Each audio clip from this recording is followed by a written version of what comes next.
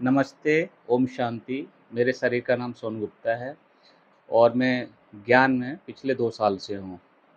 अक्सर हम ये देखते हैं हमारे जीवन में बहुत सारे उतार-चढ़ाव आते हैं और उनके समाधान भी मिलते रहते हैं।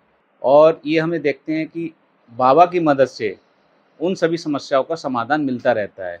वैसे तो मेरे जीवन में बहुत सारे ऐसे रोचक अनुभव हैं जिनसे मुझे मदद मिली है बाबा के द्वारा, पल-पल पे जब-जब मुझे ज़रूरत पड़ी है तब-तब मुझे मदद मिली है। लेकिन मेरे जीवन का एक ऐसा वाक़या जो हमेशा मेरे जीवन में जुड़ा रहेगा, ताउम्र मरते दम तक वो मुझे याद रहेगा, क्योंकि वो अनुभव बहुत ही विशेष और बहुत ही स्पेशल है। तो ऐसा है कि जब हम सभी जानते हैं लॉकडाउन लगा था 2020 में और लॉकडाउन के दरमियान हम सभी ने वर्क फ्रॉम होम किया, घर से काम किया।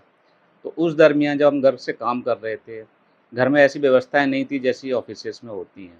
तो घर पे मैंने जब वर्क फ्रॉम होम करने लगा तो धीरे-धीरे बॉडी में बैक पेन की समस्या उत्पन्न होने लगी। मेरे जो कमर वाला हिस्सा है, लोअर वाला पोर्शन है, उसमें धीरे-धीरे बैक पेन बढ़ता जा रहा था स्लोली और ये दर्द बढ़ते-बढ़ते धीरे-धीरे मेरे घुटनों में आ गया और घुटनों से होते हुए नीचे पैर तक लेफ़्ट वाले पोर्शन में ये फैलता चला गया। जिसको मैंने इनिशियल लेवल पे इग्नोर किया। एटलीस्ट 3-4 महीने मैंने इग्नोर किया और वो धीरे-धीरे कहीं न कहीं अंदर बढ़ता चला गया और लगभग मैंने इसको 1 साल, 1.5 साल तक टालने की कोशिश की। ये तो मामूली है, छोटा-मोटा है, हो जाएगा सही अपने आप। हो सकता है कि अब ये फॉर टाइम बीइंग है, आफ्टर सर्टेन टाइम ये शायद निकल जाएगा। लेकिन समस्या उत्पन्न हुई मार्च 2022 के आसपास, जब बैक पेन अपने चरम लेवल पे पहुँच चुका था और मुझे मुंबई के लिए ट्रैवल भी करना था उस दरमियान। तो उस टाइम मेरी ये स्थिति थी कि मैं हार्डली 100 मीटर भी नहीं चल पाता होऊँगा, इतना बैक पेन बढ़ गया था। वो बैक पेन धीरे-धीरे बढ़ते-बढ़ते मेरे घुटनों तक आया और घुटनों से बढ़ते-बढ़ते मेरे तलवे तक आ गया वो।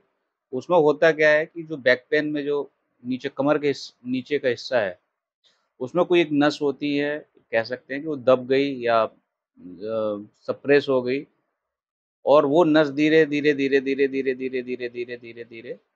घुटनों तक आया। जैसे हम कहते हैं घुटनों का दर्द बुढ़ापे में उठता है, लेकिन ये वाला दर्द जो बुढ़ापे वाला दर्द मैंने इस एज में महसूस किया और वो दर्द नीचे पैर तक आ गया और जब मैं सो के सुबह उठता था, तो ऐसा लगता था कि किसी ने वो नस जैसे कपड़े को निचोड़ते हैं ना, ऐसे वो न नस कोई मेरी निचोड़ रहा है। इतना दर्द होता था कि मैं एक कदम भी नहीं चल पाता था। क्योंकि फिर आप धीरे-धीरे जब चलते हो तो धीरे-धीरे दर्द की इंटेंसिटी कम हो जाती है, लेकिन पूरी तरह ख़त्म नहीं होगी। लगभग आपकी जो मॉर्निंग में दर्द की इंटेंसिटी 100 थी, वो घट के 70% हो जाएगी। अब मार्च 2022 में जब मुझे मुंबई जाना था, तो मैंने फिज़ियोथेरेपिस्ट से बात की, उन्होंने कुछ फिज़ियोथेरेपी की एक्टिविटीज़ की, कुछ एक्सरसाइज़ किए, बैक पेन से रिलेटेड कुछ पेन किलर दिए, ताकि मैं 3-4 दिन अपने आसानी से काट सकूँ। वो एक टेम्परेरी सॉल्यूशन था जो 3-4 दिन काम कर गया, बट ये समस्या दूर नहीं हो रही थी। तो जब मैंने आने के लौटने के बाद फिर मैंने कहा कि एक बार डॉक्टर से भी दिखवा लें। एमबीबीएस डॉक्टर से दिखवाया, उन्होंने एक एक्स-रे करने के लिए सजेस्ट किया, एक्स-रे निकलवाया। एक्स-रे को देख के उन्होंने कुछ पेन किलर दिए प्लस कुछ एक्सरसाइज़ सजेस्ट किए जो मैंने रेगुलर शुरू किए। उससे भी कोई मुझे समाधान नहीं मिला। फिर किसी ने कहा कि आप एक बार ये जो हड्डी सेट करते हैं, पहलवान बोलते हैं, उनसे मिलो, शायद वो उनके मालिश से 1 बार 2 बार में ये निकल जाए। हम मैंने उनके पास गया, उनसे भी समस्या का समाधान पूछा, उन्होंने भी कोई ऑयल दिया कि इस ऑयल को लगाओ, उससे भी निकल जाएगा। उससे भी समाधान नहीं निकला। फिर किसी ने कहा कि जो है एक ऑयल मिलता है, आप वो ऑयल मँगाओ और उस ऑयल को लगाओ, उससे आपके ये जो जॉइंट का पेन जो है, जो जोड़ों में तो अभी दर्द काफ़ी बढ़ चुका था, ये दूर हो जाएगा। बट वो समाधान नहीं मिला। फिर किसी ने सजेस्ट किया कि केरला में मिलता है जॉइंट पेन से रिलेटेड, आप वहाँ का ऑयल यूज़ करो, शायद उससे निकल जाएगा। नहीं हुआ और इस तरह करते-करते मैंने लगभग पूरा 1 साल निकाल दिया। बट मैंने ये ध्यान नहीं लगाया कि मैं इस इन सारे चक्रव्यूह में फँसता जा रहा हूँ, घुसता जा रहा हूँ। इससे बढ़िया क्यों ना मैं एक बार बाबा से बात करूँ। बाबा मतलब मेरा परमपिता परमात्मा। तो दर्द तो कंटिन्यू था ही। अब माँ मुझे ध्यान है मई 2023 में मधुबन जाना हुआ, वो भी कार से। और इस स्थिति में कार चलाना नामुमकिन सा हो जाता है। फिर भी मैंने कहा बाबा के ऊपर ही सारा छोड़ दिया। जैसा कि मुरली में भी कहा जाता है या हम जो क्लासेस में सुनते हैं कि अपनी चिंता फ़िक्र, अपनी समस्याएँ बाबा के ऊपर छोड़ दो। मैंने भी यही कह के छोड़ दी। गाड़ी मैंने चलाई, लगभग 10-12 घंटे की जर्नी है यहाँ से मधुबन की। मैंने पीछे बैक में एक कुशन लगाया, एक पिलो लगाया, पेन किलर लिए और ऐसे-तैसे मधुबन पहुँचना तो हो गया। अब देखिए वहाँ पे क्या-क्या होता है मधुबन से। अच्छा, उसी दरमियान मधुबन में जब मैं था, एक छोटा किस्सा वहाँ पे भी हुआ कि दिन में कुछ ऐसा वाक़या हुआ जिससे मन उथल-पुथल में था। तो रात्रि के लगभग ढाई 3 बजे दरवाजे में खट-खट-खट की आवाज़ सी धीरे-धीरे होने लगी। अब आप कहोगे नहीं ऐसे कौन आवाज़ कर रहा होगा? वो साइंटिफिक वे में अगर मैं साइंस का स्टूडेंट हूँ, वो एयर की वज़ह से दरवाज़ा धीरे-धीरे, धीरे-धीरे हिल रहा था और वो इतना धीरे-धीरे हिल रहा था कि कुंडी खुल गई। कुंडी हल्की-सी लगी हुई थी, वो खुल गई। अब मैंने आँख खुली गई है, तो एक आहट सी हुई कि मुझे गुलज़र दादी के स्तंभ के पास बैठना चाहिए। मैं वहाँ बैठा और जो मेरे दिन भर की समस्या थी, दिन भर में जो क्वेश्चन थे, वहाँ पे मेरा ऐसे लगा कि मेरा गुलज़र दादी के साथ शास्त्रार्थ चल रहा है, उनसे बातचीत चल रही है और जो-जो मेरे क्वेश्चन्स मन में थे, वो मैं उनसे पुट अप करता गया, वहाँ से आंसर्स मिलते गए और जो भी मेरी समस्याएँ थी, वो दूर हुईं। तो ये है, जो मैंने वहाँ फ़ील किया कि मधुबन की जो पावन भूमि की महक है, एक पवित्रता है, एक जो उसका महत्व है, वो वहाँ जाके पता चलता है। मेरा लगभग 6-7 दिन वहाँ रहना रहा। अब लौटने की बारी आई। अब जिस दिन लौटना था सुबह के 9 बज रहे थे और बैक पेन ऐसे चरम स्थिति पे था, मैंने अब गाड़ी नहीं चलेगी। तो फिर वही याद आया कि मैंने बाबा, ये गाड़ी भी आपकी है, मैं बच्चा भी आपका हूँ और ये गाड़ी आप ही बताओ कैसे जाएगी? तो ऐसे लगा जैसे कान में किसी ने कहा हो, बच्चे बेफ़िक्र रहो, तुम्हारे साथ ये ब्रह्मा जाएगा। मीन्स ब्रह्मा बाबा तुम्हारे साथ जाएगा और ये तुम्हें दिल्ली तक छोड़ के आएगा। मैं पूरे आश्वस्त होके बैठा गाड़ी में और आप यकीन नहीं मानोगे, बिना किसी दर्द के, बिना किसी थकावट के 10 घंटे की जर्नी बड़े आसानी से मैं यहाँ दिल्ली पहुँच गया। जिस बैक पेन से मैं 1 साल से, लगभग 1 डेढ़ साल से प्रभावित था, वो उस दिन महसूस नहीं हुआ। लेकिन इसका मतलब ये नहीं मेरा बैक पेन जा चुका है, अभी ये किस्सा आगे बढ़ रहा है। बैक पेन कंटिन्यू था, उसके बाद मतलब मुझे उस दिन तो महसूस नहीं हुआ, अब जो भी रीज़न हो, अब आप इसे बाबा का चमत्कार कहें या मेरी उनमें आस्था कहें, तो ये चल ही रहा था प्रोसेस। तब मुझे सूरज भाई जी की कुछ क्लासेस भी याद आईं, प्लस अनीता दीदी की कुछ क्लासेस याद आईं। एक भट्टी भी मैंने उनकी अटेंड की थी, उसमें उन्होंने कई बार ये भी कहा है कि बच्चे अपनी समस्याएँ मेरे ऊपर छोड़ दो, अपनी ये चिंता, समस्याओं का गठरी मेरे ऊपर छोड़ दो। तो मैंने भी ऐसे ही सोच के बाबा को अपनी गठरी हैंडओवर कर दी। कि मैंने बाबा, मैं बच्चा आपका, ये शरीर आपका और इसको चलाना आपकी ज़िम्मेदारी है। इतना कह के मैंने उनके ऊपर ये छोड़ दिया। और ये नहीं मैंने सिर्फ़ छोड़ा, बट मेरे जो कर्तव्य होते हैं, सुबह डेली अमृत वेले अपने आप को सम्मान दिए कि मैं मेरा शरीर कष्ट मुक्त है, मेरे शरीर में किसी प्रकार का दर्द नहीं है, मैं मास्टर सर्वशक्तिमान आत्मा हूँ। ये सम्मान डेली होते थे। उसका कहीं न कहीं इफ़ेक्ट दिखने वाला था। दूसरा, अमृत वेले में ऐसा लगता था कि मेरे जैसे बाबा से डायरेक्ट बात होती है, कि मेरे जो भी क्वेश्चन्स होते थे, मैं वहाँ सामने पुट अप करता था, वहाँ से आंसर मुझे मिल से जाते थे। ऐसा एक जैसे एक लगता था एक बाप-बेटे का रिलेशन चल रहा है ना? कि एक बच्चा जैसे 5 साल का बच्चा अपने बाप से डिमांड करता है, मुझे ये चाहिए, तुमने ऐसा क्यों नहीं किया, वो नहीं, इस टाइप का रहता है। मैं आज मेरे साथ ये हुआ, जो भी दिन भर की बातें वहाँ होती थी। अब जगह-जगह बाबा का लिखा भी मैं देखता हूँ, बच्चे चिंता मत करो मैं बैठा हूँ। तो मैं भी उसी हिसाब से छोड़ देता था, कि चिंता क्यों करनी जब बाबा बैठा है। मुझे सिर्फ़ अपने कर्म अच्छे रखने हैं, उन कर्मों की वजह से ना मेरा को नुकसान हो, ना मेरी वजह से किसी को नुकसान हो, बस ये फ़िलॉसफ़ी माइंड में लेके चलता था।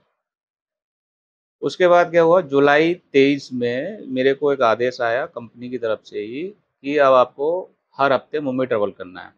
मैंने कहा ऑलरेडी मैं इन समस्याओं से गुज़र रहा हूँ।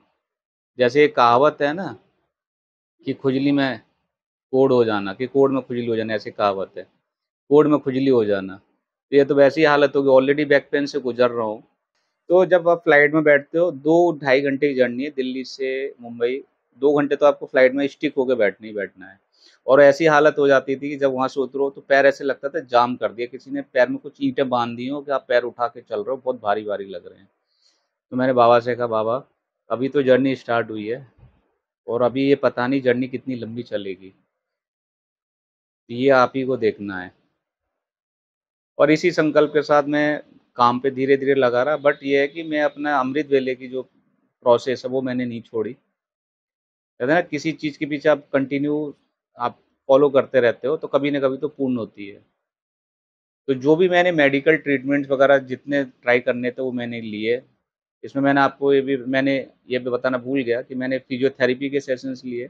15 दिन मैंने लगातार फिज़ियोथेरेपी के सेशन लिए, जिसमें उन्होंने कुछ एक्सरसाइज़ भी कराए, प्लस गर्म पानी से वो सिकाई करते थे।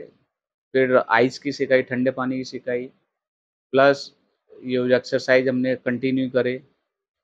वो कुछ दिन तो बहुत अच्छा लगता था कि भाई अभी दर्द गया, अब तो हम बिल्कुल मुक्त हो गए। बट वो 15 दिन बाद वापस से वही स्थिति। मैं घर पे भी वो ले आया, है ना, क्या कहते हैं, गर्म पानी वाला जो होता है, सिकाई करने वाला, वो ले आया।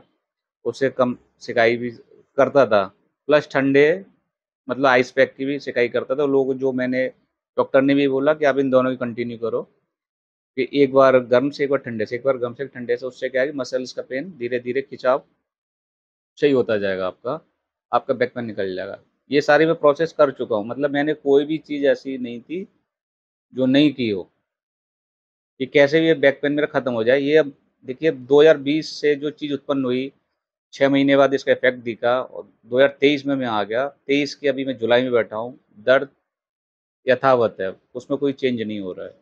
लेकिन वो दर्द, जब मैंने उनसे बाबा से बात करना शुरू किया, डेली अपना योग, मेडिटेशन, सुबह अमृत वेला, सोमान, मैं इन चीज़ों को फ़ोकस करना शुरू किया।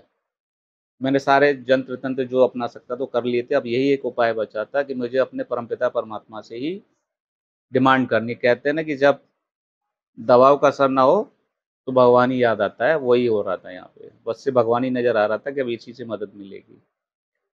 और वो आप चमत्कार देखिए, विदिन 2 और 3 मंथ के अंदर वो दर्द की इंटेंसिटी धीरे-धीरे, धीरे-धीरे, धीरे-धीरे रिड्यूस होती गई। और जिस फ्लाइट में मैं बैठने में कतराता था, 2 घंटे की जर्नी निकालना मेरे लिए टफ़ होता था, हर हफ़्ते मेरी जर्नी होती है मुंबई की, अभी भी ये कंटिन्यू है। उस जुलाई से आज मैं जून में बैठा हूँ, पूरा 1 साल हो गया है। मीन्स 1 महीने में मैंने 4 बार मुंबई गया, 4 बार आया। 8 जर्नी 1 महीने की, 8 इंटू 12 महीने, मतलब 96 टाइम मेरा मुंबई आना-जाना हो चुका है और अब दर्द का कुछ भी अता-पता नहीं चलता है। तो जब फ्लाइट की जर्नी के बाद ही मैंने बाबा को बोल दिया था, ये आप ही को सही करना है, ये आपकी ज़िम्मेदारी है। मैं तो अपने कर्म कर रहा हूँ, जो आपने बोले हैं, वो वैसे कर्म कर रहा हूँ। लेकिन मेरे इस दर्द को आप ही को दूर करना है बाबा। और वो सुमान, कह लीजिए सुमान ने काम किया, जो मैंने अपने मॉर्निंग के सुबह जो कहते हैं सबसे पहले आप मॉर्निंग में उठते ही सोमान करने चाहिए। जब आप उठते हो, बिस्तर से जैसे ही उठते हो अमृत वेला के लिए, 3:30 बजे, पौने 4 बजे, सबसे पहले तो आप परमात्मा को याद करें, परमपिता परमात्मा को, शिव बाबा को, ब्रह्मा बाबा को याद करें और अपने माइंड में ये बातें रिपीट करते रहें जो आपको अपने बॉडी में इम्प्लीमेंट करनी है। जैसे मुझे कहा कि मैं कष्ट मुक्त आत्मा हूँ, मेरा शरीर कष्ट मुक्त है, मैं निरोगी आत्मा हूँ। ये सोमान काम किया, प्लस बाबा की दृष्टि, जब आप योग में बैठते हैं, बाबा से जब बातें करते हैं और उनकी जो दृष्टि आपके शरीर में पड़ती है, जिसको आप फ़ील करते हैं कि दृष्टि मेरे ऊपर पड़ रही है, जिस पोर्शन में, बॉडी के जिस पोर्शन में दर्द हो रहा है, आप फ़ील कीजिए वो पोर्शन पे आप बाबा की दृष्टि पड़ रही है और वाक़ई में धीरे-धीरे उसका, उस एरिये का जो भी कष्ट है, जो भी दर्द है, निकलना शुरू हो जाता है और वो हुआ है। आज की डेट में पूरी तरह से कष्ट मुक्त हूँ, आराम से मैं कहीं भी आ जा सकता हूँ।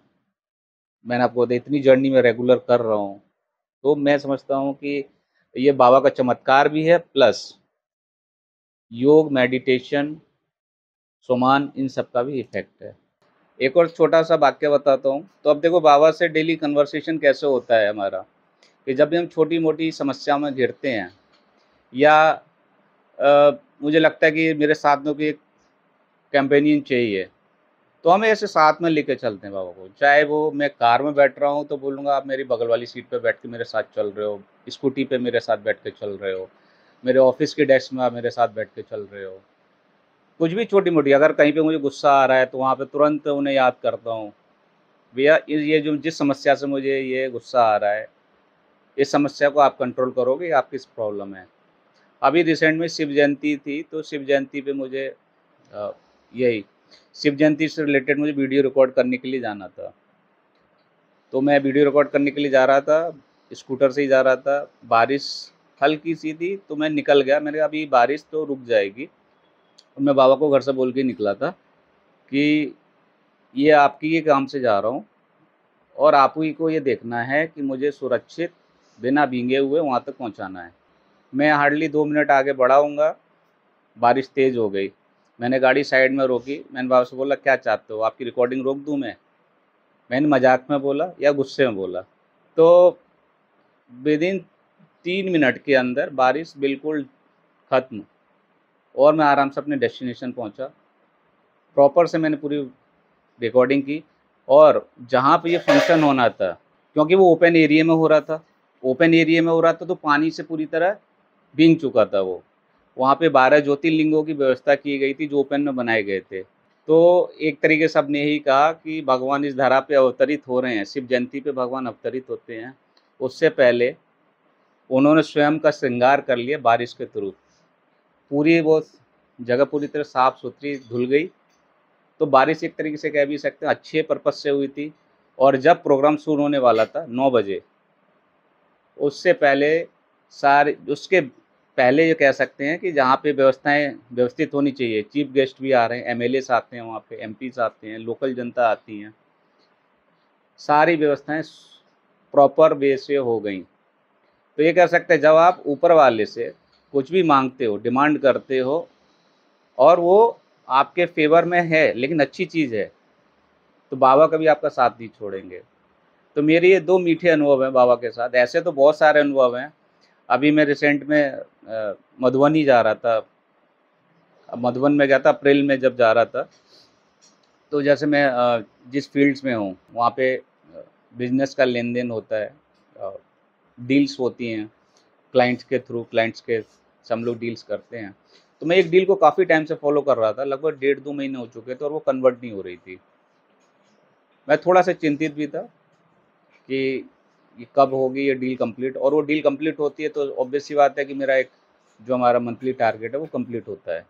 तो मैं अप्रैल में मधुबन जाने की पूरी प्लानिंग कर चुका था, टिकट रेडी थी, बट वो डील क्लोज़ नहीं हुई थी। लेकिन आप यकीन करेंगे जब मैं दिल्ली स्टेशन पे पहुँचा, ट्रेन में घुस ही रहा था कि फ़ोन की घंटी बजती है कि भाई साहब आपका ये चेक रेडी हो चुका है, हमने आपकी ये डील कंप्लीट कर दी है।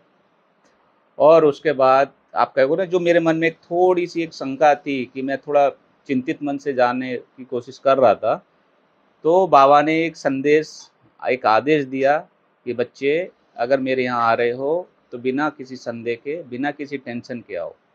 क्योंकि यहाँ अगर तुम्हारा मन चिंतित रहेगा तो तुम योग ध्यान नहीं कर पाओगे। और मधुबन एक ऐसी पावन भूमि है कि जहाँ पर आप बिना योग तपस्या के नहीं रह सकते। और जब अगर वो आपके मन में चिंताएँ हैं, तो वो आप कंसंट्रेट माइंड से नहीं कर पाओगे। तो ये दिखलाता है कि बाबा कैसे अपने बच्चों की मदद करता है। बच्चों को वहाँ बुलाता भी है ना, तो बिना किसी चिंता के बुलाता है वहाँ पे। कोई टेंशन के साथ आप मत आओ, तभी आपको वहाँ पे आने में मज़ा आएगा। एक तो ये बात हो गई, दूसरा है कि जैसे हमारे जीवन में कुछ छोटी-छोटी समस्याएँ चलती हैं, हम कभी कहते हैं कि हमारा बच्चा ऐसे परफ़ॉर्म नहीं कर रहा, या हमारे जीवन में ये घटना हो गई, या मेरे साथ ही ऐसा क्यों हो रहा है? कुछ ऐसे छोटे-छोटे क्वेश्चन डेली आपके माइंड में, हम सबके माइंड में आते हैं। लेकिन जब आप मुरली सुनते हो, डेली आप मुरली सुनो, और जो क्वेश्चन आपके माइंड में आज चल रहा है, हो सकता है उसका समाधान आपको कल की मुरली में आ जाए, परसों की मुरली में आ जाए या तीसरे दिन की मुरली में आ जाए। मुरली में आपके क्वेश्चंस का आंसर ज़रूर मिलेगा। ये मैंने आज़माया हुआ है, देखा हुआ है कि जब भी मेरे मन में कोई क्वेश्चन आया है, कोई समस्या आई है, मैं शांत मन से मुरली सुनता हूँ और उन्हीं मुरलियों के बीच में वो आंसर मुझे निकल के आ जाता है। तो इनडायरेक्टली बाबा को पता है कि मेरे बच्चों के मन में क्या चल रहा है और वो इनडायरेक्टली मुरली के माध्यम से अपना संदेश हम बच्चों तक पहुंचाते हैं। तो इसलिए कहते हैं कि मुरली आप डेली सुने। मुरली से 2 फ़ायदे तो हो ही रहे हैं।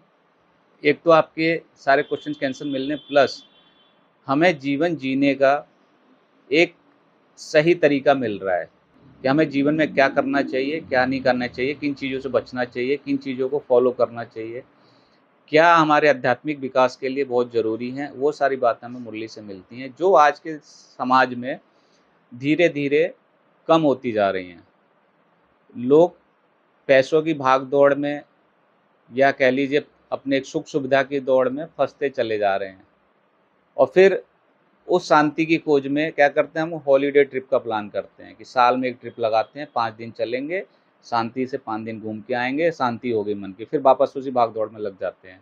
तो अगर आपको रेगुलर मन की शांति चाहिए, जीवन में डेली में कैसे है ना एक प्रसाद चाहिए, अपने जीवन को सुबह मॉर्निंग में एक कहते हैं पॉजिटिव एनर्जी चार्ज होके चाहिए, कि जैसे कहते हैं कि आप जैसे मोबाइल को आप डेली चार्ज करते हो 100% चलता है, फिर अगले दिन चार्ज करते हो फिर चलता है।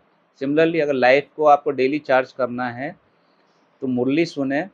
आप सुबह सुन के जाओगे ना, दिन भर आप चार्ज रहोगे और अमृत वेला तो आपको 200% चार्ज करके भेजेगा। तो ये 2 चीज़ें अपने जीवन में ज़रूर करें, फिर आप मुझसे कहिएगा कि हाँ, हमारे जीवन बदलाव आया कि नहीं आया। तो आशा करता हूँ कि आप सभी को मेरा ये अनुभव पसंद आएगा और अगर आपके भी कुछ ऐसे अनुभव होते हैं, बाबा से जुड़े हुए अनुभव होते हैं, आप हमारे साथ शेयर कर सकते हैं। आपके अनुभव को से ही औरों को प्रेरणा मिलती है, औरों को बाबा के बारे में जानने का मौका मिलता है। तो मैं आपसे फिर मिलूँगा एक नए एपिसोड के साथ, एक नए अनुभव के साथ। तब तक के लिए धन्यवाद, शुक्रिया, ओम शांति।